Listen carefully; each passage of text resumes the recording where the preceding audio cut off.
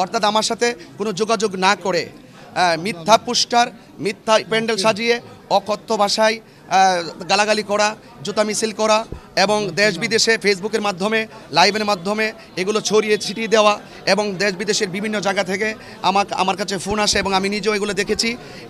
এই সমস্ত বিষয় থেকে এই ষড়যন্ত্র এবং তাদের উদ্দেশ্য প্রণোদিত আমার মান সম্মানকে ক্ষুণ্ণ করার জন্য যে ষড়যন্ত্র করেছে তা থেকে প্রতিকারের জন্য আজকে আমি সিলেট মাননীয় সাইবার ট্রাইব্যুনাল আদালতে ডিজিটাল নিরাপত্তা চেয়ে আমি মামলা দায়ের করেছি এবং আমি বিস্তারিত এতটুকুই।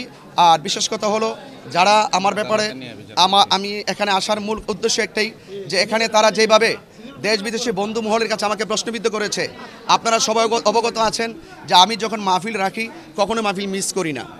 যোগাযোগ না করে, কোনো ধরনের ফোনের মাধ্যমে যোগাযোগ না করে কে বা কারা প্রতারণা করে বিকাশে টাকা নিয়েছে এবং কোটি কোটি ভক্তের কাছে যে আমাকে প্রশ্নবিদদের কাতারে দাঁড় করিয়ে মান সম্মানকে ক্ষুণ্ণ করেছে, সেই অপরাধী এবং সেই প্রতারক, সেই প্রতারণা যারা করেছেন যে চক্র, এই চক্রের বিরুদ্ধে আইনি সহায়তা চেয়ে আজকে আমি মাননীয় সাইবার ট্রাইব্যুনাল সিলেট আদালতে মামলা দায়ের করেছি।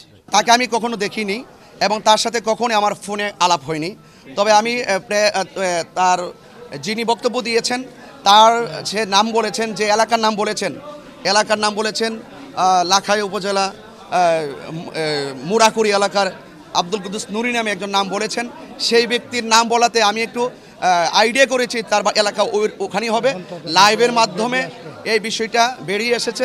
এখন আমি আশা করব তদন্তের মাধ্যমে সেই বিষয়টা বেরিয়ে আসবে এবং প্রকৃত অপরাধী যারা অবশ্যই তাদেরকে এবং আইনের আওতায় আনতে হবে। পাশাপাশি যে ছেলেটা বিকাশে টাকা নিয়েছে সেও পার্সোনাল কোন আইডিতে যেন একটা বিবৃতি দিয়েছে, সে তার অপরাধ স্বীকার করেছে মর্মে আমার কাছে একটা ভিডিও বার্তা এসেছে, যেটা সংরক্ষিত আছে, হয়তো পেনড্রাইভের মধ্যে সেটা চলে আসবে।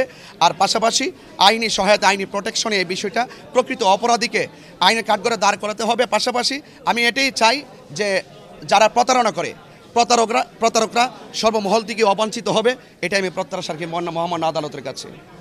না, অবশ্যই আমার নাম্বার আছে, আমার নাম্বার আপনারা যোগাযোগ দিবেন, অবশ্যই আমি দেব।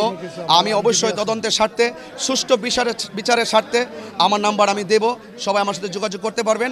পাশাপাশি এতটুকুই চাই, যারা ওই মাহফিল অকথ্য ভাষায় গালাগালি করে, আমি দায়িত্বহীন কথাই বলতে চাই, যারা অকথ্য ভাষা আমাকে গালাগালি করে, আমাকে একটি মিথ্যা সাজানো নাটক দিয়ে আমার মান সম্মান ইমেজকে ক্ষুণ্ণ করেছে, অবশ্যই যেই প্রতারকরা আমাকে সিলেটের জমিনে শাহজালাল রহমতুল্লাহের জমিন আমাকে অবাঞ্ছিত ঘোষণা করেছে, আমি আইনি প্রোটেকশনের মাধ্যমে, আইনি সহায়তায়, আইনের মাধ্যমে আমি প্রমাণ করে দিতে চাই যে ওরা ওই প্রতারকরাই সিলেটের জমিন থেকে শাহজালাল ইয়ামানী রহমতুল্লাহের জমিন থেকে অবাঞ্ছিত হবে, কিন্তু কোনো ধরনের উলামায়ে কেরাম নয়।